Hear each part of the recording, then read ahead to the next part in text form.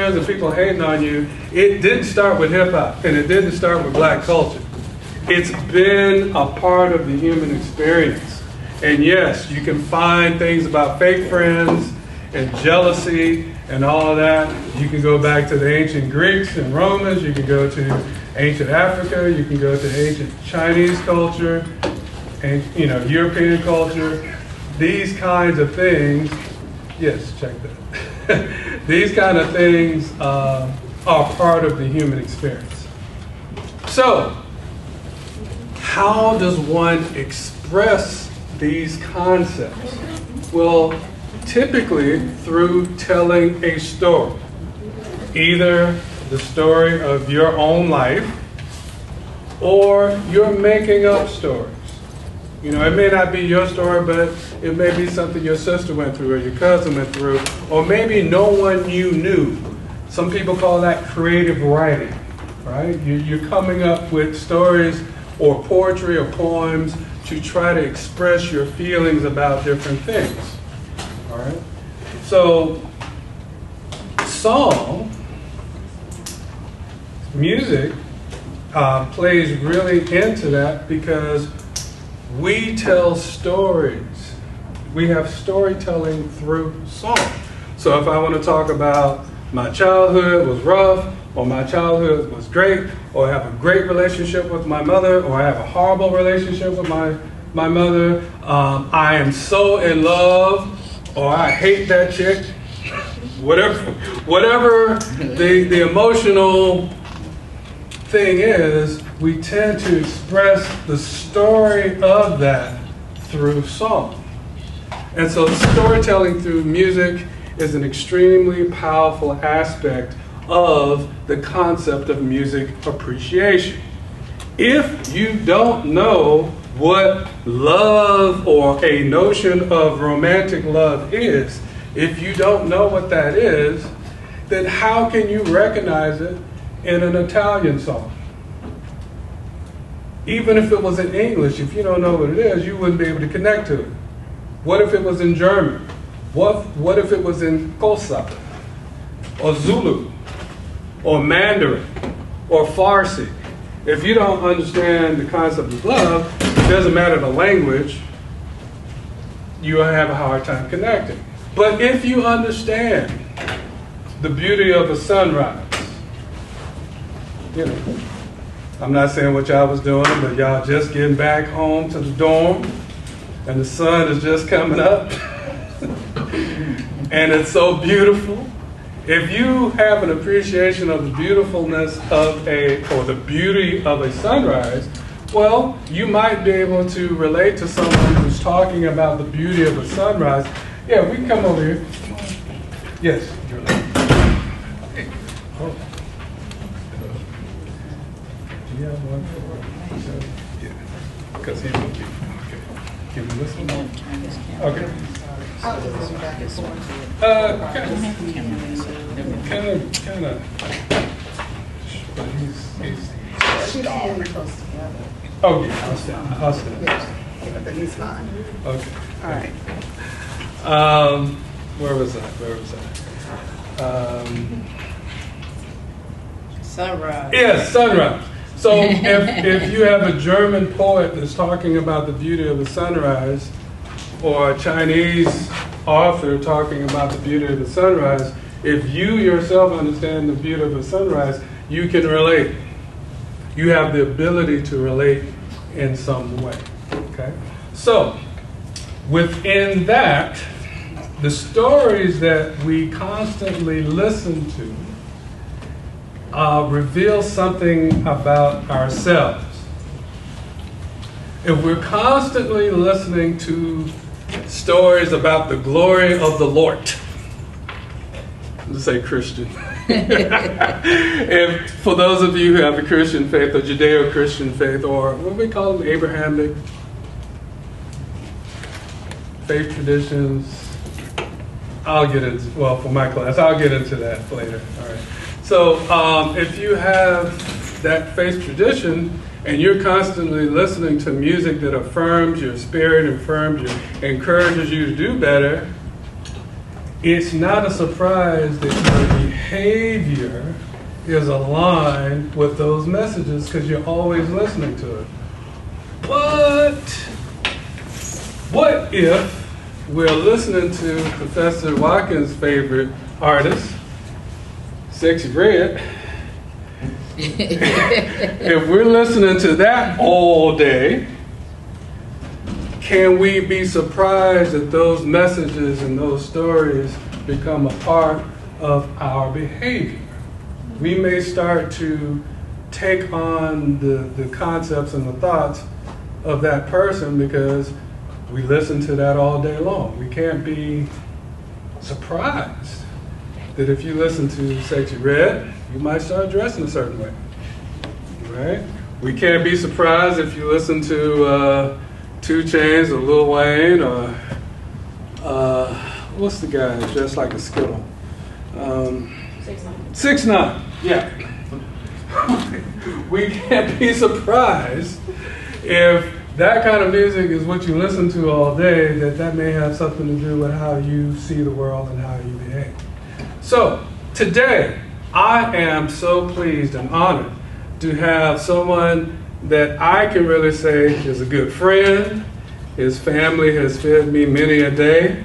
He has come to my home. We know each other, like birthday parties and stuff like that. When my son graduated from So we know each other like that. What's that type of love? Fraternity. I consider him like family to me, all right? And his name is Mr. Cody Chestnutt. Let's welcome him to ASU. All right, so I asked my class to do some Googling of who he is, and he gets embarrassed pretty quickly. So I'll make the resume short. So, international recording artist, have put out many projects. He is also known at one time touring and writing music for the group called The Roots. Remember Jimmy Fallon? Remember that guy? So The Roots had a career before that TV show. And so one of their biggest hits was C2.0. And if you ever saw the video, if you want to Google it when you leave here, the guy with the hat on the video. Okay. He also has music on, what's that game? Guitar Hero. Yeah, he has music on Guitar Hero. So if you have Guitar Hero, you want to play some of the songs. Remember the movie 12 Years a Slave? He has music positioned in that movie. Remember the movie Soul, the animation through Disney? Was it Pixar or Disney? Pixar Disney. Pixar Disney, okay. Associated with that, okay. I could go on and on. So when I told you that I've had the honor of being able to have performed in about 38 countries, at least 27 or 28 of those countries that I have visited was working with him. Okay? And not just a one-off. Remember, we played in Paris way more than we played. Like, there was one year we played in Paris like 8 times. Could have been. And out of Tallahassee, that same year, I played 1 time at home, but 8 times in Paris. Okay. So, in addition to those accolades, and I ain't really told you all of it, but in addition to those accolades, I just want to know he's for real, legit. This is what he does, okay? He's in the history books for what he does, and he's still doing it. But in addition to that, he is genuinely talented as a storyteller, as a songwriter. He really understands the craft. And what I would like to do now, in the context of storytelling through song, I would like to transition this mic and everything over to my good friend and let him take over from here. All right. What do you have in mind? Take over you Just to talk about your music, songwriting process, what lyrics and music mean to you, all that kind of stuff. Gotcha. How are y'all doing today? Okay, I didn't think we were gonna go this far with it. Okay, well, my name is Cody Chestnutt. I'm from Atlanta, Georgia originally. Anyone from Atlanta? Oh, wow. Okay. And I began my music career probably as early as maybe 13 years old. And just always knew that it was a passion of mine. I always knew that it was a God-given gift. You good? Always knew that it was a God-given gift, and decided to, commit to it and pursue it with no plan B, with my heart fully invested. And it wasn't until probably around maybe my early 20s when I became fully committed. And since we're talking about songs, around that age is when I became extremely serious about my songwriting. And I knew that I couldn't actually create the songs I wanted until I learned how to play an instrument. And what helped me with that part of the process was picking up the guitar and really spending time with it. And that allowed me to understand the language a bit more as to how to express myself and how to communicate with other musicians and communicate my ideas.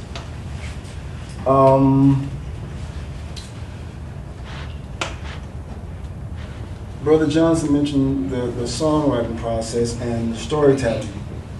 The way I look at songs, for me, they're conversational. They're a constant conversation. And I try to make sure I focus on having a conversation that's accessible and that's relatable with everyday life experiences. And this, to me, is what gives it, lasting, meaningful, soul-stirring value. Because that's really what you want. You want the song to communicate to the soul and speak to the soul and uplift the soul. But I would like to ask you all, what is your opinion of the function of music? What do you think that the true function of music is? Anyone can answer. To connect. Starting with, yes. I think the true function of music is a communication, like somebody singing something, the music is Okay, communication. That's the key thing. Anybody else? Yes, go ahead. I would like to think of it as expression, like, well, where words fail, music speaks. Indeed. Communication, expression. At this point in my life, I'm interested in, because the gift of song, or the gift of music, I consider to be a divine or God-given gift. So my main focus now, as an expressionist, as a communicator, what is the divine gift, or what is the true function of this blessing of music? And so, these days I've got to the point now where I just want to be used spiritually. If I'm going to be transparent, used spiritually to communicate something of meaning, something of value, something that really touches the soul. And hopefully turn a light on in the soul and in the mind, which is part of what we're going to share today, the song that we're going to do. But that's really my primary focus today, is to use this gift of music to reach your heart, reach your soul, and hopefully usher you into a more elevated space. What do you all think about the messaging that's happening in music right now? Or the energy that's in the music right now? What's your honest opinion about it? Sure. The energy, in my opinion, is not very welcoming or healing. It's something that kind of brings you down a little bit based off of what you're listening to is good beats, but the words don't really have any significance. So the energy and the lyric, the conversation, the words. How important are words? Say again? I think it's really important. Because some people don't think they're that important. They think it's just, the track or just the beat. For me, like, if I'm listening to a song, let's know I'm listening to its lyrics. Like, if it's like me on lyrics, or if I don't like the lyrics, Okay. Can we have them speak up a little bit so we can hear what the responses are? Oh, yes. Well, she's asking y'all speak up when you answer your questions, please. Right. You have an answer to that? It's with a negative agenda, in my personal opinion. A negative agenda? On whose behalf? Who's creating the agenda, in your opinion? The ones that we don't see, Okay. And that would be who, in your opinion? the ones who have the money. Okay, so we're talking about industry figureheads and labels? Okay. And back to what you were saying before, words have power. Words were created for us to be able to communicate. Absolutely, So, right? Words, So, you can manifest everything with words. So, yeah, the ultimate power. Life and death lies within your tongue. absolutely. So you have a spiritual understanding that, the word is what moves it. That's what drives everything, right? If we go back to our studies, right, in the beginning was the what? Word. There it is. And so we can't get around that. So it's extremely important, the thoughts that we have or the words that we choose to pour into somebody else's mind, because that's really what's happening. Anybody else had a response? No?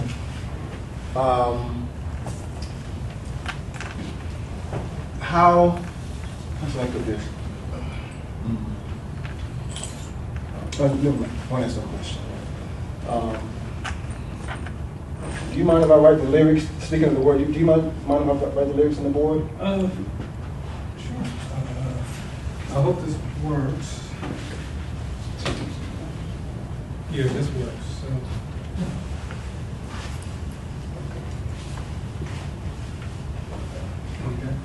So while he's doing that, so for my class, remember we were talking about intentionality, where there's an intention. Like it. Oh, you got the mic. Yeah. You got it? So intentionality, where there is an intention that the performer has. We are performing. So, for instance, if I am trying to present bluegrass music to you, that means although I'm playing a guitar, I'm intentionally playing it in a way to give you an authentic expression of bluegrass music. Or if I'm doing some soul music, I need to play that same instrument with the intention of soul music. So the performer has an intentionality in what they're presenting to you. But guess what? There's an intentionality on the part of the listener. If I say to you that I'm about to play some hip hop or some trap music, you're listening for certain type of things, right? But if I say to you, I'm about to play some trap music, and you start hearing some kind of Italian space music, then all of a sudden you're like, well, this is what you said, but I'm not receiving it because you're not giving an authentic representation of the type of music that you say that you are about to. Oh, is that in the way? Yeah, you're not giving an authentic expression of what you're trying to do. So when we were talking about, when Mr. Chestnutt was talking about word and the power of words, the words that you hear in these songs are intentional. All right, 1 margarita, y'all know the word. 2 margaritas, 3 margaritas, right? They didn't just riff off the top of their head. Somebody sat down and intentionally wrote those lyrics so they can come across a certain way. And some of you received it. Some of you are like, what kind of crazy is this? And then some people are like, that's my jam, right? Even though what it is, my whatever is pink and my other thing is brown and not, what's that? Yeah, y'all know what I'm talking about, right? Some of us are like, what is this hot mess? They don't connect to it. But there's a lot of you in here that when that song come on, you just start jamming. Okay. So the question becomes, who are you really when no one's looking? Who are you really? What are you really are about when no one's looking? You know, and notice, I'm not telling you what you should and should not like. What I'm asking you to do is to consider why does this music or that type of music appeal to you? Why? Does it represent what you say you are about? You know, there's some other ways I can go there, but is it a true representation? As I told my class, for those of you who are not in my class, I told my class most of them are fake. Phony. Why I say that? Because a lot of the young ladies who dress a certain way in my class, really, truly, they're not like that. Who they really are, they ain't that way. A lot of the guys in my class who, you know, that hard, gang-ish, affiliated, whatever, that vibe they try to give off, they're really not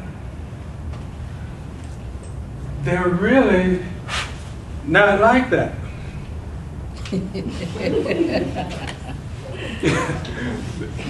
Very smart,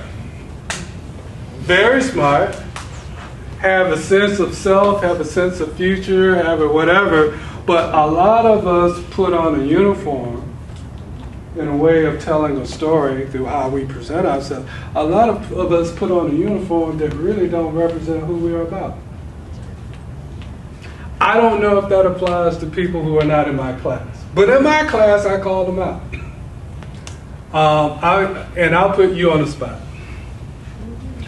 On our way up, Mr. Chestnutt and I, we both live in Tallahassee, so he rode with me, and we were talking about how you all might connect to the music and how you might think. It was almost like you was in the car. Yes. So when you brought up certain things like it being intentional, because beyond him being a creative artist, he's also a businessman.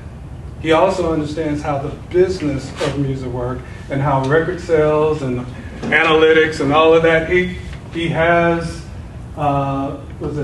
Vibration Vineyard. He has his own publishing. He's a businessman, so he understands how these things work. And for someone to put hundreds of thousands, if not millions of dollars into a project, it's intentional. It's intentional. And the face that you see on the video is not necessarily the person who's funding the project. So, all right, help me out. I know about a couple of controversial artists. What's a new one that I haven't brought up yet? I brought up Sexy Red. I brought up 6ix9ine. Who else? Who's out there that I don't know about that's kind of on that level or high, low, however you want to say, on that level? Who? Kodak. Come on, Kodak Black. Who's Sukiyama? Who is it? What's in it? Professor Watkins. Who's that? Sukiyama. Sukiyama. Is that how you say it? Okay. Is she So, controversial? all right. So in general, okay, keep going. All right. So let's take Sukiyana. Y'all know something about her? What's she talking about? For those who know, what's she talking about? What up? Well, I mean, what is she talking? What's her thing? What's she talking about? Butterflies and unicorns? No, she freaky. She freaky. What's that mean? Y'all know what that Like like. She peanut butter and like grilled cheese? What? she love it all. Oh, so what she portrays is some kind of sexual. Okay. I don't know, what was that? Women's lib, right? I don't know. What? So her brand is that, okay? So not so much, because she tells stories as well, but they seem to be about certain things. I don't really know the artist. But understand this, Sukiyana does not have in her personal account to fund all that goes with releasing her albums. I want you to understand that. Some of these albums take $400,000 or $500,000 or into the millions to release. The face you see in the video is not the one who has the money to greenlight, which when I say greenlight, that means they have the power to say yes or no. This song makes it on the album, this song does not make it on the album. You can dye your hair this color, or you cannot dye your hair this color. This is how many dancers you can have on a video, this is how many you can't. I choose where you're gonna shoot the video. You have a crew of people who are supporting the image of Sukiyana, but Sukiyana ain't reaching into her bank account and making this happen. Someone else is doing that. Why are they doing that? Because they make money off of those who are tied into it. It's to make money. Sukiyana is just the face of a business plan. You think it's up to her to decide what lyrics make it on the album and what doesn't? It has to go through the people who are paying the bills. And if the people who are paying the bills are down with a certain level of ratchetness, that's what makes it on the album. Did y'all understand how this thing works? Well, if they know ratchetness sells. They know it sells. All right. But some of you, like I did at one time, some of us believe that when they are on the video, giving their bars or singing their songs, they're singing from the heart.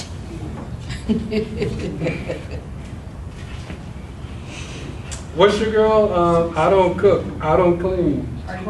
Cardi B. So what's, okay, that's the lie. What's the truth? She's a wife and a mom. She's a wife, a mama who cooks and cleans. But what does her song say to y'all? She don't do that. City Girls. Y'all know about City Girls? Did y'all see the interview where one of the City Girls were asked, you know, do you want your daughter to grow up and be a new City Girl? Her mom said no. Although I'm a City Girl, I will not have my daughter be a City Girl. But it's okay for y'all children to be City Girls. You see the hypocrisy on this? You know?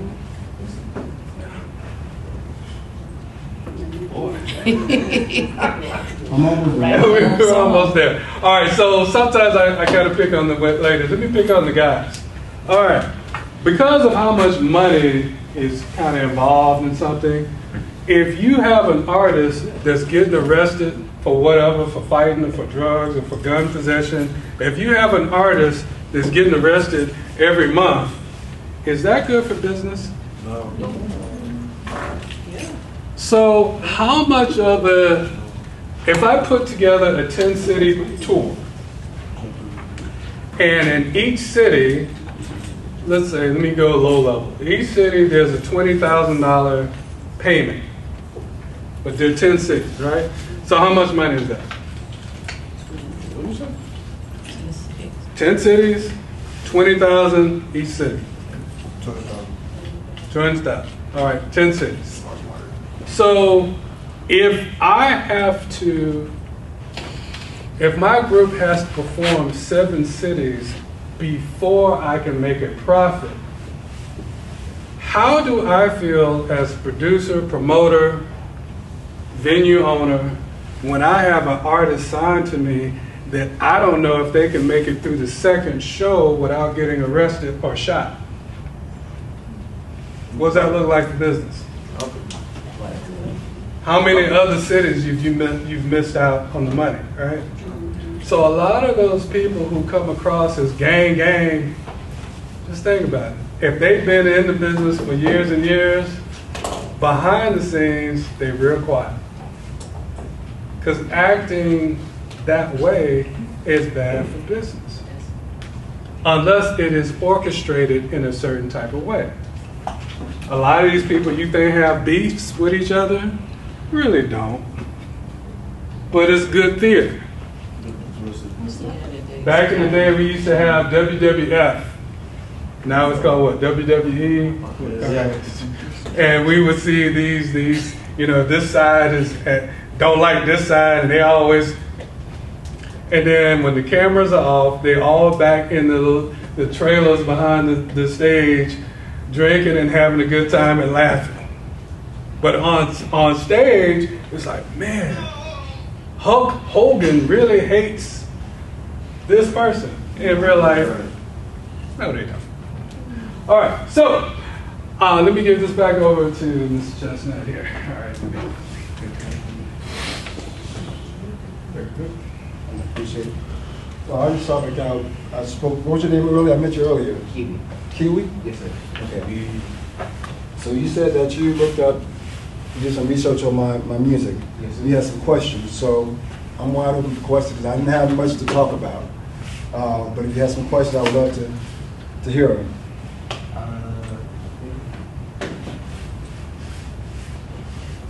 Can you, okay, what was it like working on, what was it like working for Disney Pixar for Soul? How did the recording process go? Did you make the song first and then they hired you out? Or did you make it specifically for the soundtrack? Did you get to meet John Batiste, etc.? Okay. So Kiwi is asking me about the piece that I have in the movie Soul, which was about music appreciation in a way. Did anybody see it? The movie Soul? You loved it? Okay. We'll talk about it after I answer the question. So what happened was a wonderful story. It was actually the act of God. So I recorded the song actually probably 10 years before they heard it in Germany, right? And so there was a recording of it on YouTube. And so when they began to make the movie, they used my song as a placeholder just to see if it would work in the spot.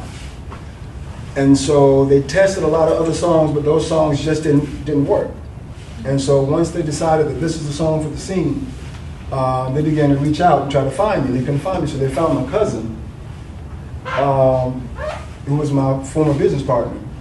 And he reached out to me and told me about it. And so we worked on the logistics of it and the business.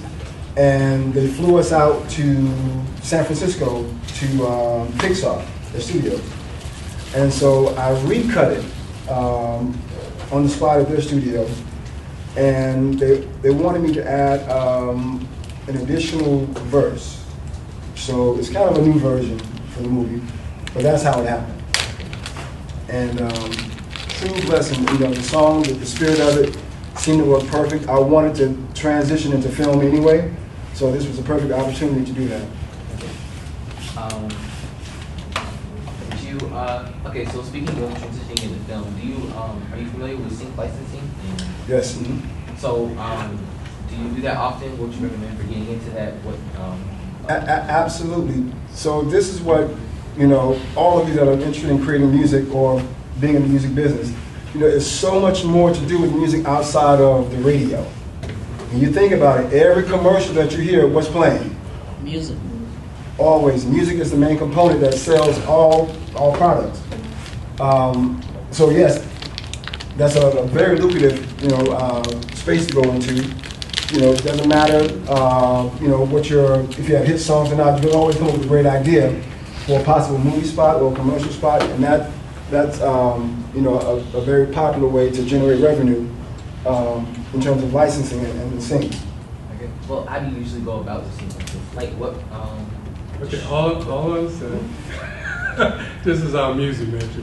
So what I wanted to do is make sure that we spread the questions around for people who are in my class as well as people who are not in my class. This is open to all of you. So the issue of synchronization and stuff like that, that's kind of deeper for a music appreciation class, but it's extremely important. It's an extremely important thing. So can we get some additional questions? Or we going to have to stick something else outside of that? I can ask a different one. Yeah, absolutely. So your genre fluidity, what? And I didn't meet John Baptiste. I didn't meet him. Okay. So your genre fluidity. So what caused you to be so genre fluid? How have you been able to navigate through that? And is part of I noticed that your lyrics are always a lot of times your lyrics have a very important message, but it's in different styles. So I was wondering, is it intentional for you to have similar lyrics in a different style just so we can reach a bigger audience? Or was that unintentional? And if it is unintentional, how has that been? What is the effect from that? Well, I just write what I feel, Kiwi. You understand? I never set out to say, okay, I'm going to write a song for this particular genre or this market. Give you a little backstory. What gave me the confidence to create or write whatever I want, whatever I felt. I had a project that I released in 2002 entitled The Headphone Masterpiece. And what that body of work allowed me to do was to explore the full range of my talent, full range of my ideas. And so that liberated me to the point where I could create whatever I wanted to, not being so preoccupied with, is it going to work in this genre or these people going to like it, or is this audience going to like it? I just go from my heart and trust that whatever's coming from my soul, that's what's going to translate. And so I don't really focus on genre, I just focus on the musical element. Because before there was genre or any kind of specific category, it's just music. And we've been programmed to believe that we can only do one or two things, not just in music, but in many different facets of life. But the thing is to trust the broad range of your expression and whatever you're doing. And if that's sincere, then it's going to connect. Thank you. I appreciate that. I saw another. Oh, right next to you. So, like, the process, like, in the movie Soul, when you heard the movie soundtrack, like, just orchestrated. Did you make that just orchestrated? Or was it, like, lyrics? So again? Was it just orchestrated? Like, orchestra? No lyrics? Or the Well, song no, was just- my song was just vocal and guitar, Oh, which was very simple, and which is, I prefer it that way a lot of times because sometimes you can hide behind a lot of layers in production. And so I always try to make sure the song can stand up on its own, either a cappella or just with just one single instrument. And so that song there, it was just vocal and acoustic guitar. okay. All right. How long did it take you to build up your confidence? How long did it take me to build up my confidence? I was, to be completely honest, confidence in what specifically? In my artistry or just as a human being in general? Your artistry, well, both. Okay, so once I became confident in who I was spiritually, that enhanced my ability to be sincere and confident in everything else. So once I found myself in the spirit, and that gave me the confidence to step up and share whatever I was feeling in my heart. And that's an ever, evolving process. So you're always maturing in that confidence. And that probably didn't hit me until I was almost 30. So, there's no time limit on it, but, the thing about it is to be sincere with your spirit. And once you're grounded that way, then you can be confident in whatever your interests are. Mm-hmm. your best song? My best song? That's a hard one, you know, because they all have their own unique meaning. But I have a few that I'm really proud of. And one would be a song called Till I Met Thee, which is actually on the project that Dr. Johnson and I worked on. For me, from beginning to end, it has everything that I could have imagined. You know, the key thing when you're making music, for me anyway, is to get all the ideas out of your head and make sure it sounds just like you hear it in your head. Because if I don't hear it the way that I hear it in my head, I get completely frustrated. And you know, that was, you know, one of my main reasons, you know, for learning how to play guitar, because other guitar players, they would approximate what I heard, but they never could quite get it. Yeah. So,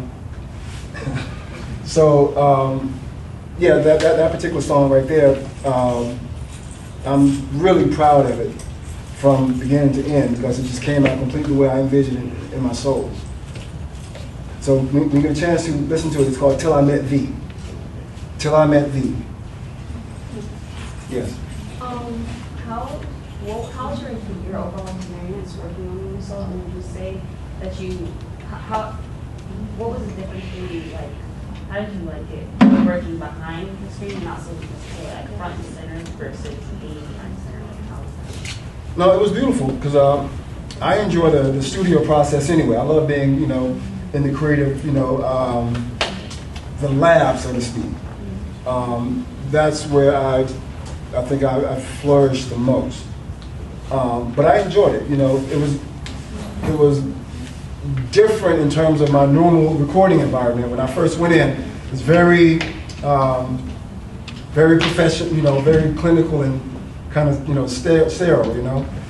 And when I first walked in, I'm not exaggerating, it was probably maybe 14 or 15 people in the room that worked on the project with different cameras and everything, because the way they animate, they have cameras to track your body motion.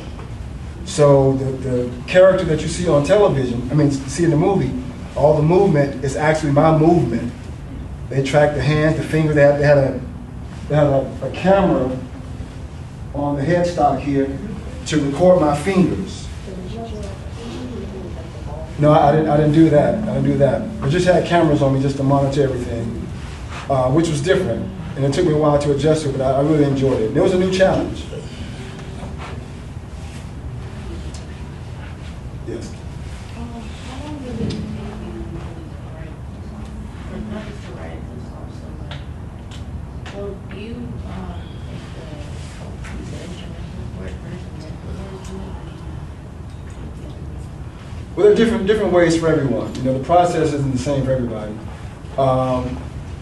I've had this question, you know, many times before in interviews.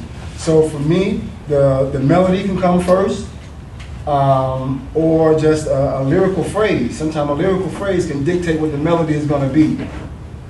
So I try to just listen to whatever is coming and not force it, but just allow it to happen naturally. Sometimes the music and the lyric and the melody happens all at the same time, simultaneously. So it just depends on what's going on. I've written to tracks before, but I prefer not to. You know, I prefer to start out organically with an instrument, or just walking around humming an idea and then allow it to evolve from there. Yeah. What was it like working with Lauren? Well, I didn't get a chance to work with Lauren yet.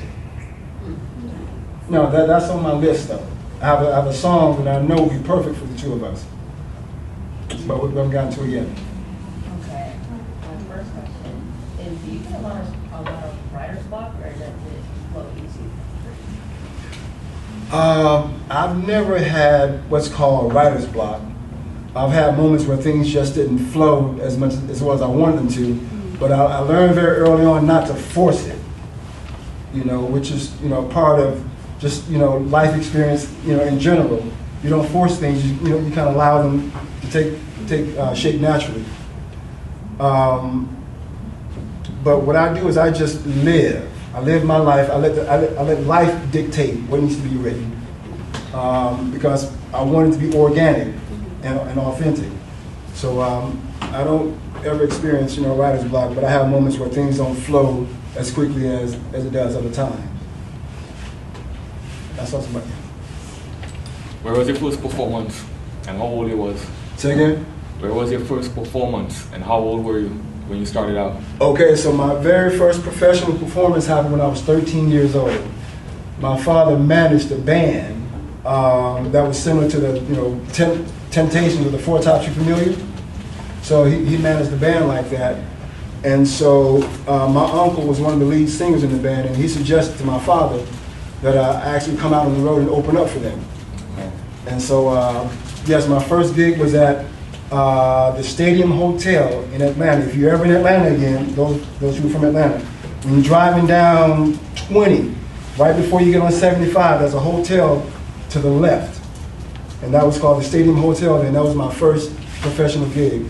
Did that kick off your music career, or did you have intentions of starting before that? It's always been in my spirit. As I said, I was performing since, a young kid.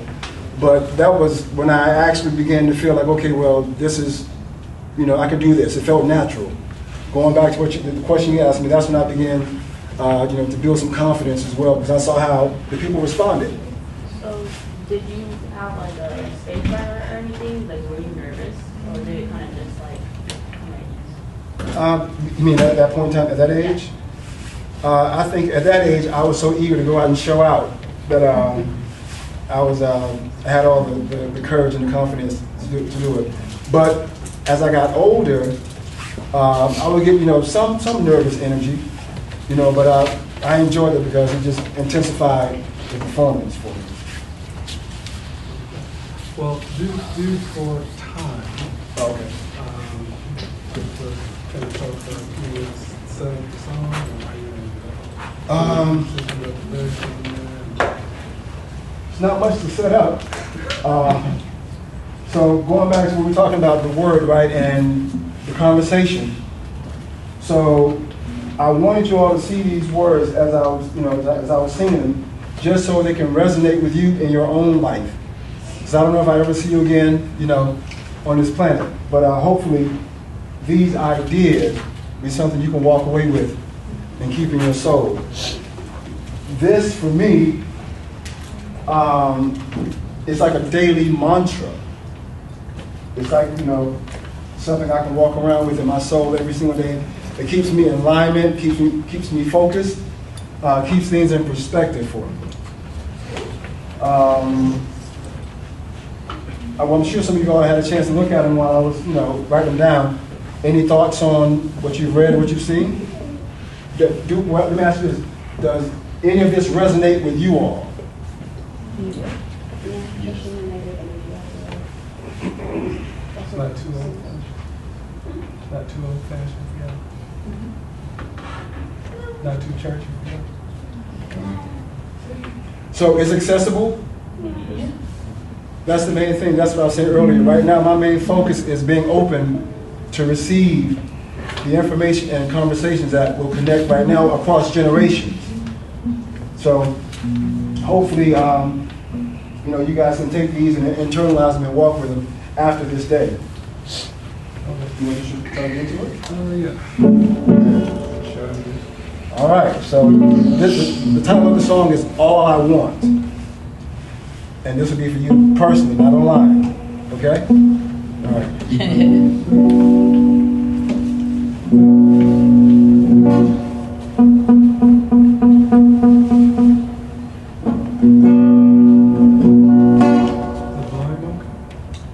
How does the guitar volume feel? Yeah. Okay. You want to intro it? Ready? Let's go into it. We just kind of go straight into it. Okay. Ready? He taught me this song last night. Yeah, just a couple of hours into it. So, But this is real musicianship. There's something look, if it doesn't work, this is live music. It's not programming. you taught it to me last night. All This is the right. real thing. Ready? Yeah. 1, 2, 3.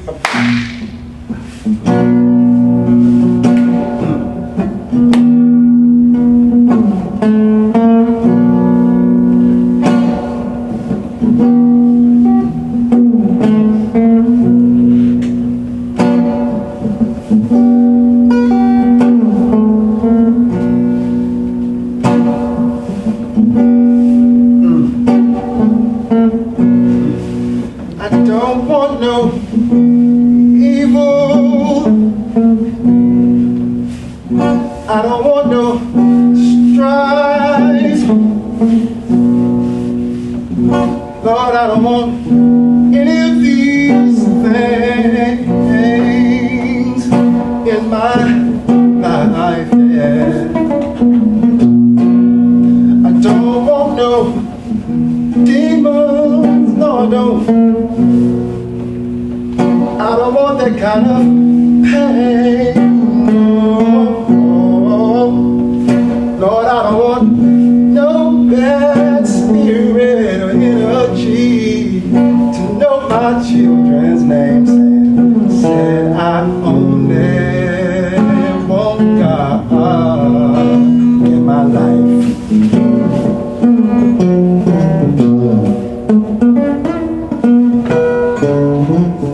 I don't want no man-made riches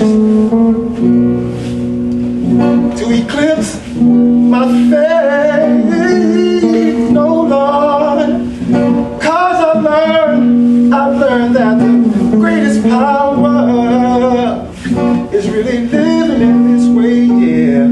Said I only want God, 3 times. Said I only want God. Said I only want God in my life.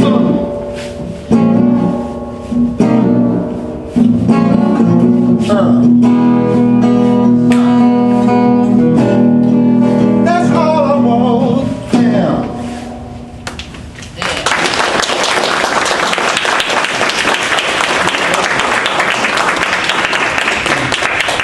So, what's your opinion of that Bible, of just that conversation now that you've heard the music and the lyrical context?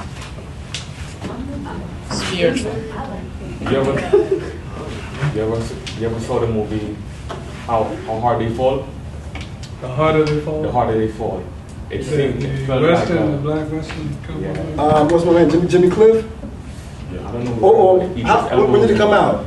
Idris Elba was in it. Okay, yeah, Cowboys. They were right. cowboys, right? Yeah. Yes. It felt as though it felt like almost a redemption song, almost. Like Yeah, redemptions. during all the pain and struggle they went through, seeing as though they fought their battles, people died, they said goodbye to loved ones. It was almost as if he was crying out to the essence of the theme of it, in that sense.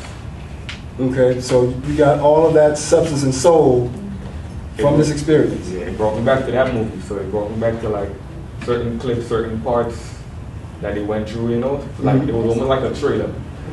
That's how it felt like. Feel like a trailer? Yeah. Beautiful. Okay. That's just that somebody would else. have been a great placement. Past to present, like, I went to the African American Museum and they have the past to present, like you go from the bottom to the top. Yeah, I've been there, yeah. And it gives past pains, present pains, but it's still giving some bit of hope. Thank you. And that's all I want to offer you on this generation. That's all I want to offer humanity in general. So thank you for receiving it like that. Thank you for receiving it like that. Was there any other comments or remarks? Sounds like it would be in a movie. Say again? It sounds like it would be in a movie. What kind of movie you think?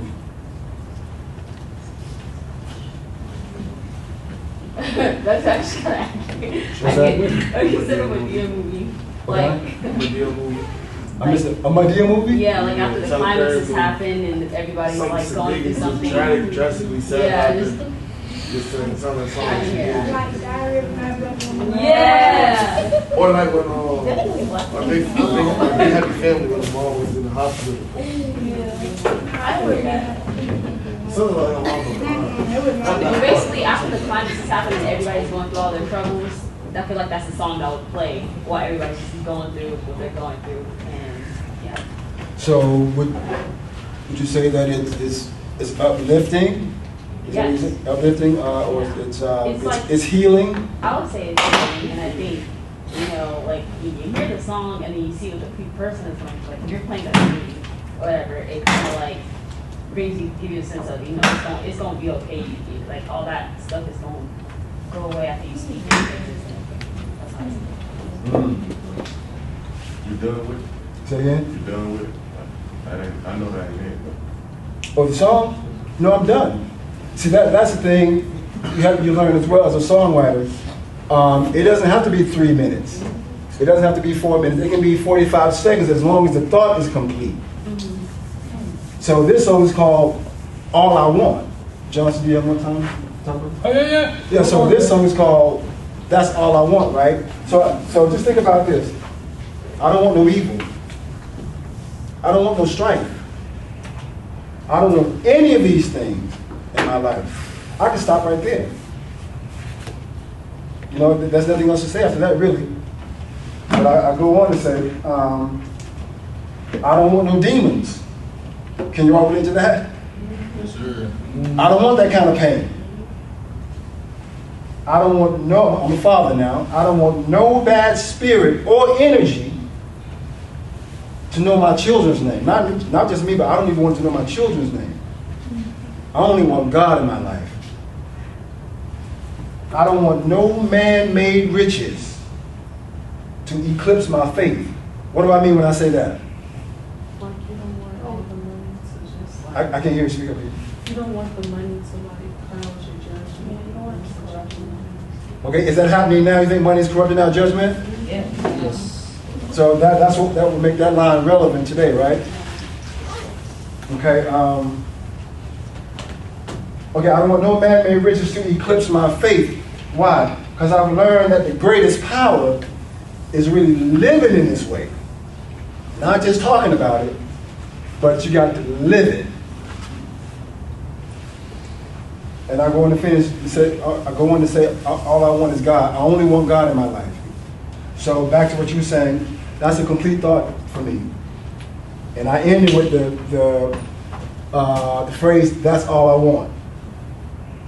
And so for me, I've said enough. And if your thoughts are clear and meaningful, it doesn't take a whole lot.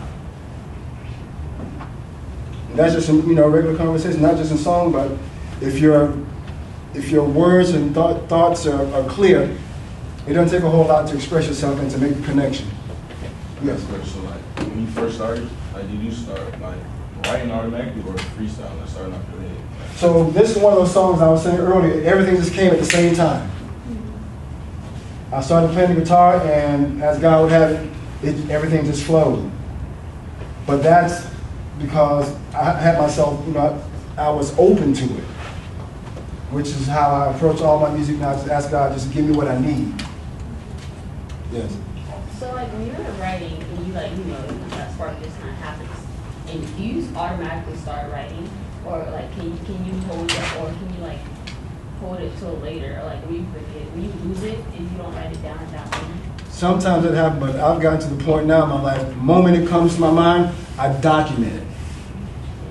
And you have to trust the process that much. It came for a reason. So just go ahead and document it. You can always go back to it. Yeah.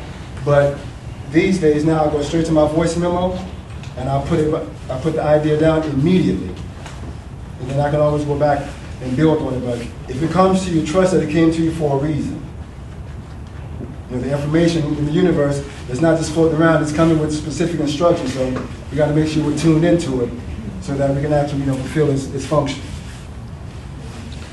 I think this is also a good lesson in this day and age where mental health is such a prevalent thought for many of us, to understand how important it is to express, whether through lyrics, musically, what's going on the inside, so that you can release some of the things that we hold in, and that may cause us more mental strife than we really need.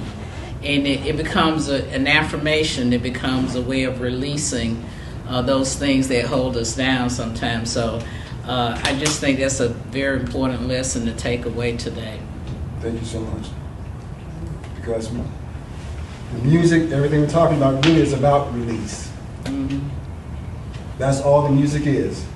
That's all that sound is. That's all that expression is. Release. But the question is now, what are we releasing? So we have a lot of power now, as Brother Johnson mentioned earlier. It's about the intention. My intention with this right here is to release. It is to heal. It is to uplift. It is to stir some type of inner reflection, and prayerfully, elevate your thinking and inspire a wiser judgment.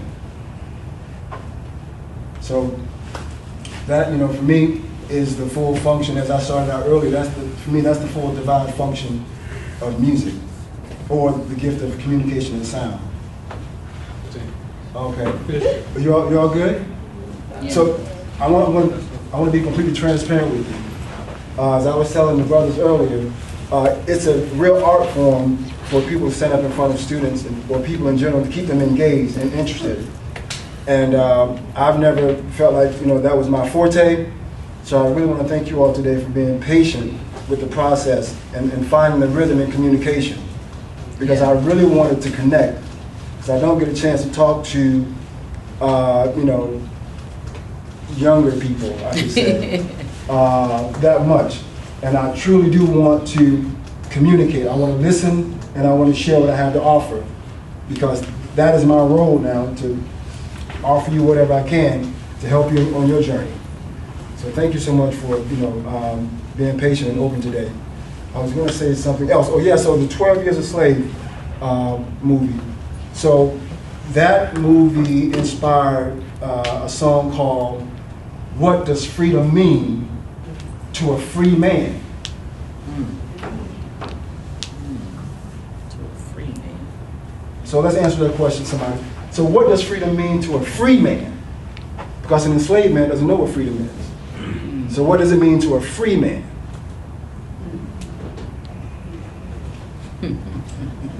That's heavy. Say again? I say that's heavy because freedom is a constant struggle, as we say with the freedom songs. We say freedom is a constant struggle. Even when we think we're free, we're not really free. We enslave ourselves sometimes. And put some of it in context. Just a quick aside. Y'all might need to know who this woman is. She has some historic connections. We haven't talked about it yet, but she's more than just somebody sitting in the back of the room chilling. And she is a professor on staff here. But in connection to what does freedom mean to a free man, consider this: there are some Africans who jumped off the boat, who would not allow themselves to make it to the New World. Just kind of put that into whatever you think freedom means to a free man. What would a man do to not lose their freedom? Beautiful question. But back to you all, though. What does that mean to you all? What does freedom mean to a free man? Right over here. Oh, Mental stability and being one with who you are as a person. What was the first part? Mental stability and being one spiritually with who you are as a person. Absolutely.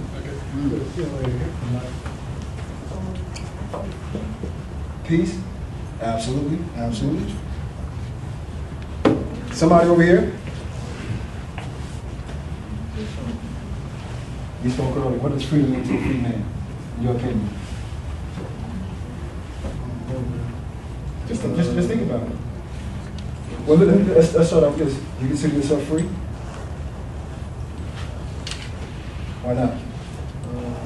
Oh no, it's just something and like somebody better said like you can just enslave your own self. So sometimes like personal things that I do becomes like some bondage. But I do have hope that can be. What's your name? Solomon. Solomon? Solomon. Solomon. Yeah. Ah, wise man. So, what did Bob Marley say about enslavement? What did he say was possible? To free yourself.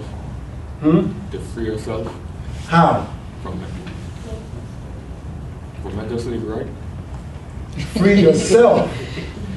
You talking about? Can anybody free you? Supposedly Abraham Lincoln did what? Okay, but that's a piece of paper, right? But that's also, it's also mental. Well, it's always mental. It can be physical, but at the end of the day, it's not mental. You have to do it yourself, nobody else. Yeah, all enslavement starts mentally first. Spiritually and psychologically first. So the key thing is, Solomon, whatever you're feeling, you can emancipate yourself. That's what he said, emancipate yourself from mental slavery, right? None but ourselves can free our minds. Thank you, appreciate that. Any other comments over here? Kiwi, anything else? They enslaved to the phone right now. Well, once again, I would like to thank Mr. Chestnutt for visiting with us, and please show your gratitude. Yeah. So I'm going to kind of toot the horn of ASU. I am one professor with a certain resume and certain professional connections and network. Across this entire campus, there are well-connected, well-networked professors in every department who have their versions of friends like this in their field. So my point is, I would like for you to think more of your professors than just the class that you come to so you can halfway fall asleep and try to tune them out. They may have more to them than just showing up and speaking to you. So whether it's in nursing, whether it's in chemistry or biology or business, understand that your teachers are connected to a larger world, just like I am. Like I said, y'all need to know more about her. This gentleman here in the corner, he's done some things, and we're all different. So you happen to attend a university that is filled with well-connected, well-trained, proficient professors. Engage them beyond the syllabus. Engage them beyond the syllabus to see what else they may have to offer you, okay? And I think you'll be pleasantly surprised that Albany State University is deeper than you may think. And we have been for a very, very long time. Look at us beyond the syllabus. So thank you for coming. Thank you for participating and asking questions. I have to get somebody back home because a wife might get mad at me. Yeah. I ain't trying to have that. It is date night, and I ain't trying to mess that up. Don't mess that up. All right. Well, and yeah, for my class, there will be a short quiz about things discussed in, y'all know me, y'all get a quiz every day.